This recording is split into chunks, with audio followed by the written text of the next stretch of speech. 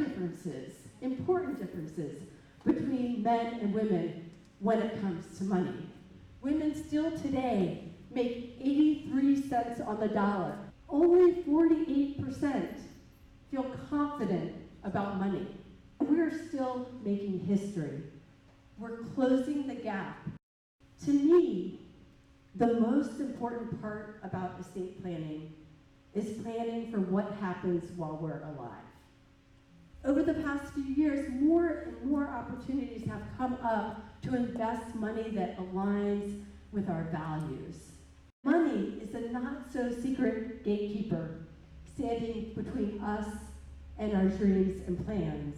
No more telling ourselves that finances are something we can't understand. No more telling ourselves that we're not capable of understanding money. And on the other side of understanding money, your own big, bold life awaits.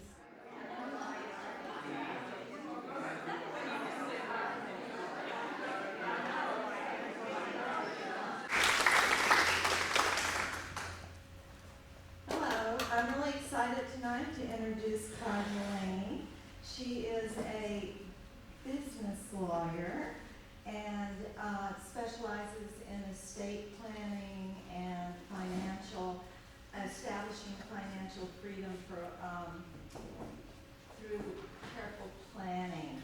Kai has an interesting background. She got her undergraduate degree at St. Mary's College in Maryland, which is on a peninsula, and yeah, I used to live in Calvert.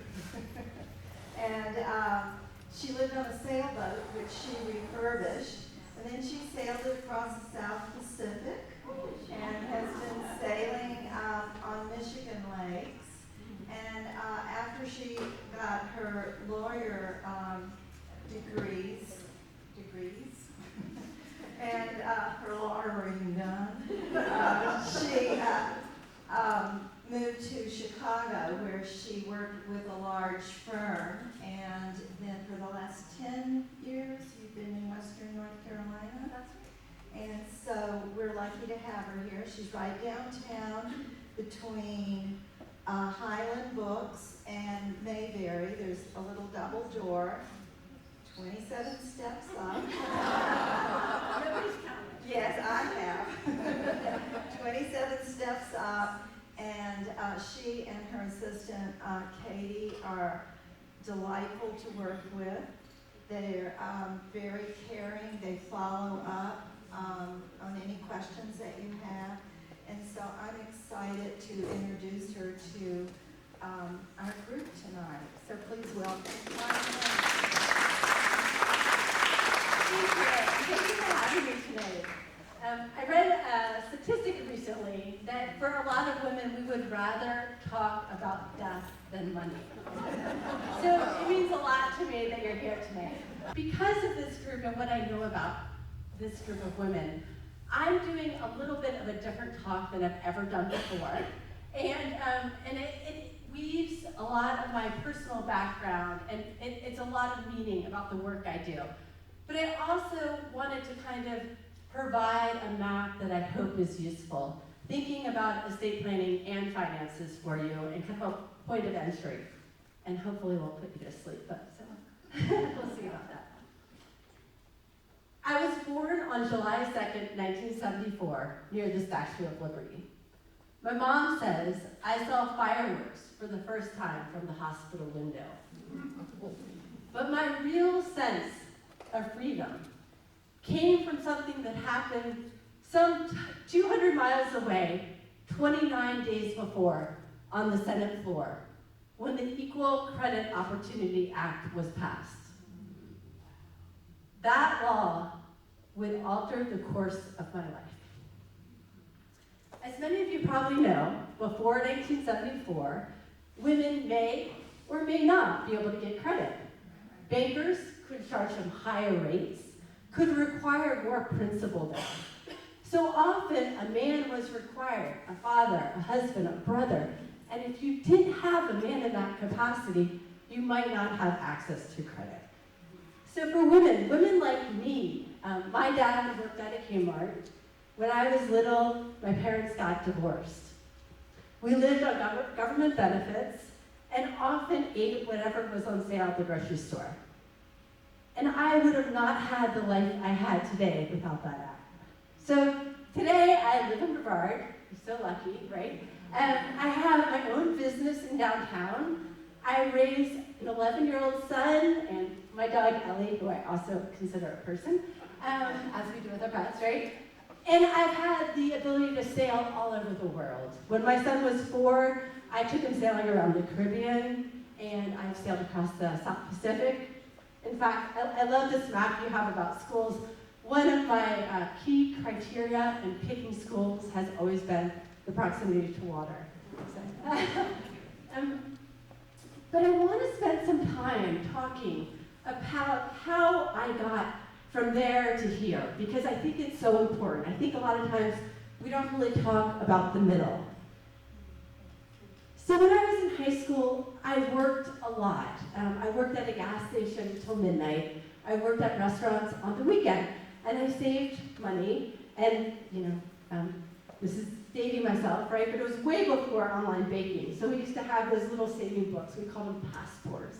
And I would take mine to bed every night and write the balance in it because I was so eager to go to school. And by the time I got ready to go to college, I had saved enough to pay for tuition and pay for books, but not room and board. So I did have a Buick Skylark, and I lived in the back of it. I lived in a remote parking lot on campus. I worked, this is hard to say publicly. I worked at a before school daycare, then I would go to classes, then I'd go back and work in the evenings, and then I'd go wait tables.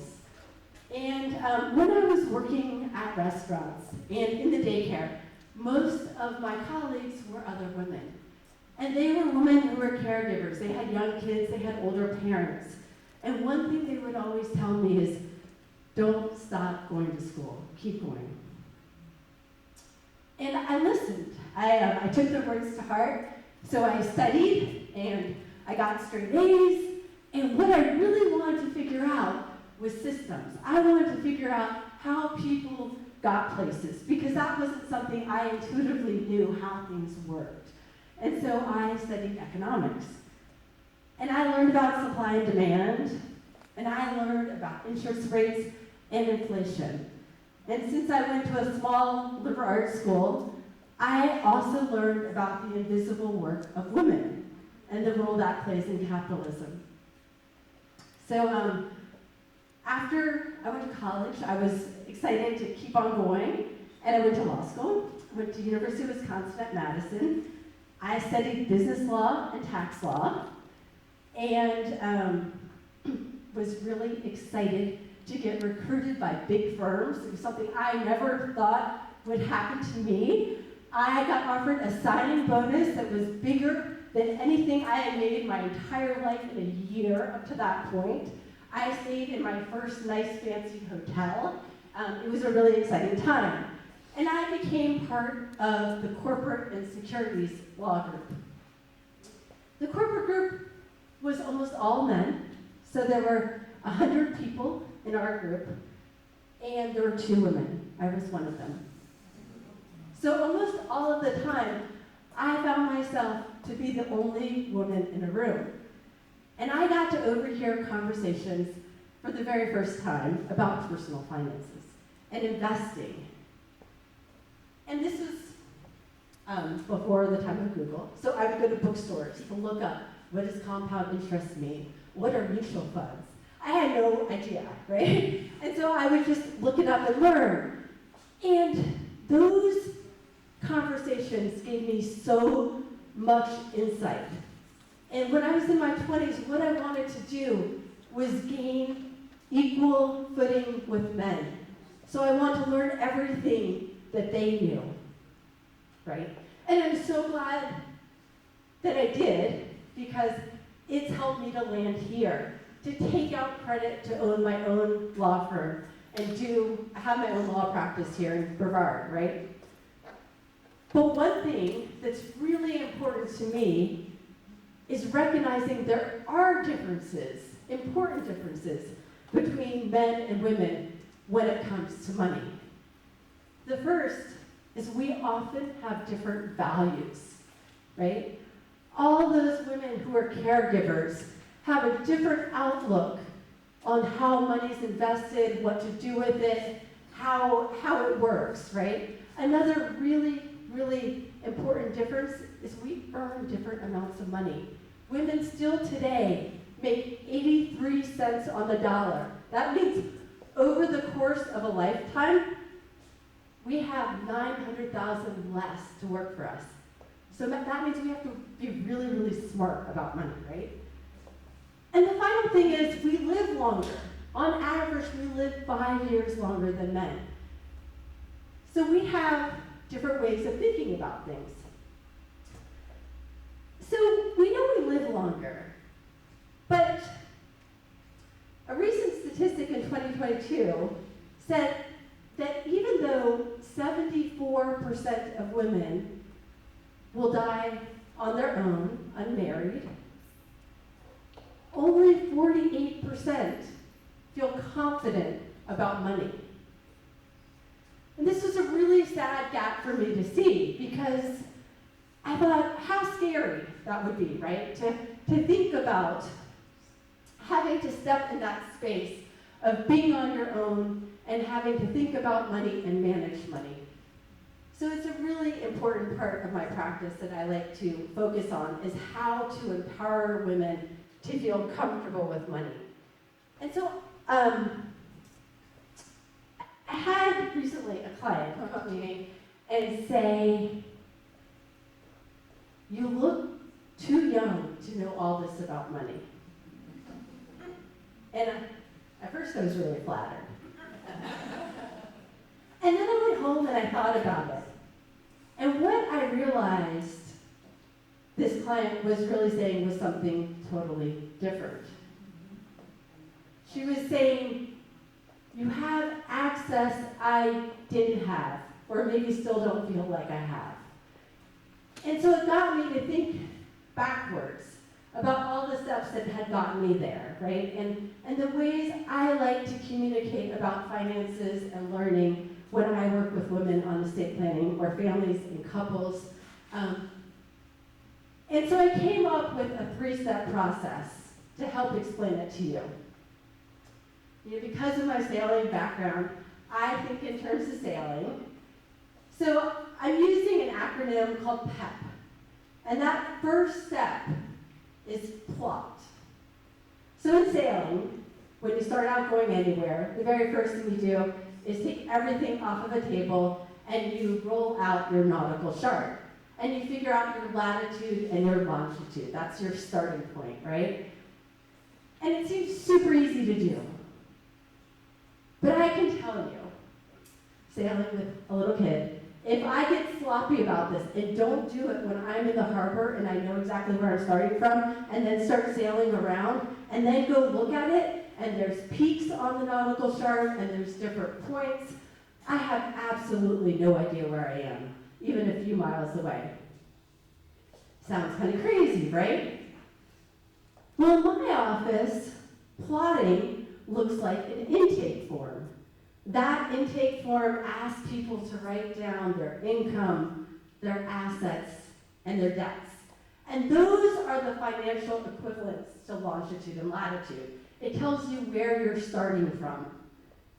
And I can't tell you how many times people come in and then weeks later tell me that they forgot about something, a personal loan they made to someone, a 401k they had in their 20s, some other kind of asset that just slipped their mind. And it matters in estate planning because in the state of North Carolina, we have 27 million of unclaimed assets that people just don't know where they're out, that they're out there, right? So having that list identifies where are we starting from. And of course, it's important in estate planning, but it is equally important in anything that has to do with finances, right? So the next step is envisioning. And this is where you get to look out on the horizon and think of all the beautiful places that you want to go. You know, with sailing, this is where you get to buy your Lonely Planet guides and daydream about Tahiti and kind of really be, let your mind wander. And when we're talking about finances, this can be anything from how to go to school, to buying a house, to planning for retirement, to having an incapacity plan in place so that there's a system to care for you, to what's going to happen to after you pass, right? But this is all kind of your goals, and you can have lots of different ones. And then you start prioritizing what is more important. What do you care most about? You know, so that you can kind of see everything that matters to you. And the next part is planning. So in sailing, once you know where you're starting from, once you've envisioned where you want to head to, you can actually have a course heading.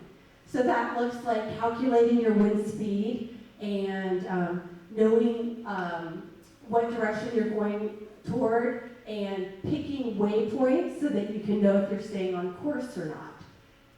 And those waypoints are really, really helpful because sometimes, you know, we don't know if we're still making progress or not.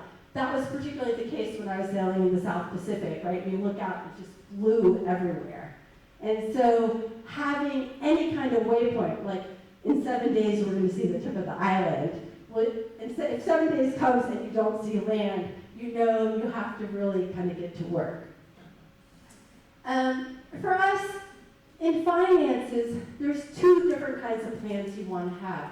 You're going to want to have a financial plan, and that's going to help you with some of the goals. And when you think about your goals and you want to have financial plans for, the next part is to kind of come up with your strategy.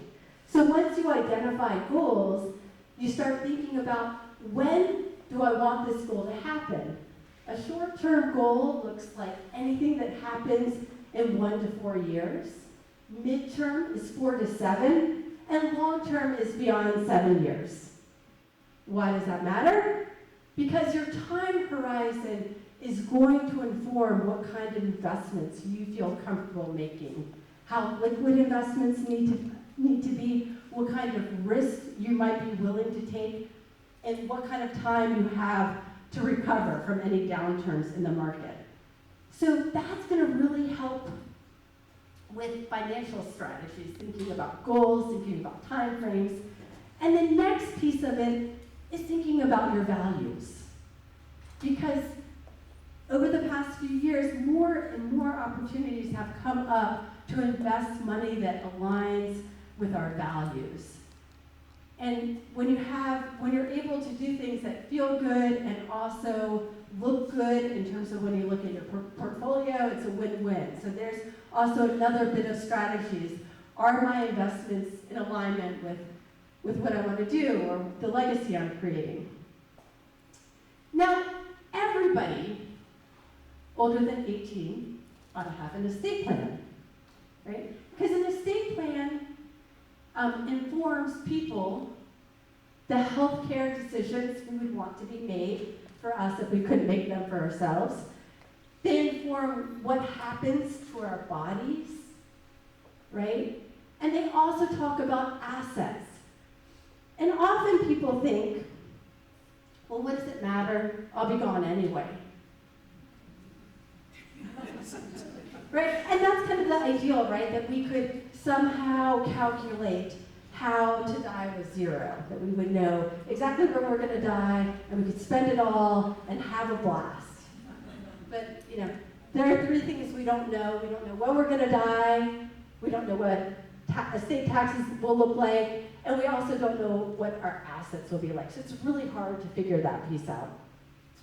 But even more importantly, to me, the most important part about estate planning is planning for what happens while we're alive.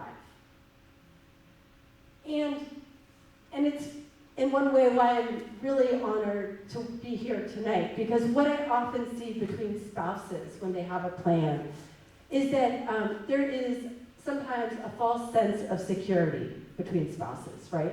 Because the first spouse who passes will have a whole lot of support from the other spouse.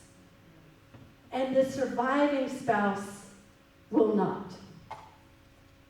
And what I can tell you with working with people when they have lost a loved one, particularly a spouse, when they've been married a long time, is the decline in cognitive ability, right? So it's a really tough time to start learning new things and understanding systems and create them. And so a really important part of the work I do is kind of creating those systems for women and for men, for anyone who might be on their own, so that we know who are going to be their resources, who are the people that will make healthcare, manage their finances in the event that they can't. Also that we've got some safeguards. Because the last thing you want to do if you ever don't have incapacity is to have someone blow your money on something that isn't your care. So all the rest of estate planning, absolutely important. But I think we spend too much time talking about keeping our kids or our grandkids out of conflict, and not enough time really talking about the support it can provide to us during those years of possible incapacity, so that we know that we're taken care of. And so a lot of times when people leave my office, they will say that they feel empowered, that they have more confidence talking about money than they ever have before. And I like that. I like hearing that they feel powerful, that they feel heard. And a lot of us have made really big strides since 1974, when we were first granted access to credit. Women all over the board are starting to invest more often and earlier in life. We're starting to do estate planning and think about assets and retirement plans. And we're still making history. We're closing the gap of women who feel comfortable with finances and getting excited about the opportunities that creates. And that means no more telling ourselves that finances are something we can't understand. No more telling ourselves that we're not capable of understanding money. And this is something I often remind myself whenever I have doubts that my next goal is too big or out of my reach, that I can't doubt myself or feel afraid, that money is a not-so-secret gatekeeper standing between us and our dreams and plans. We are all capable of understanding money. And on the other side of understanding money, your own big, bold life awaits.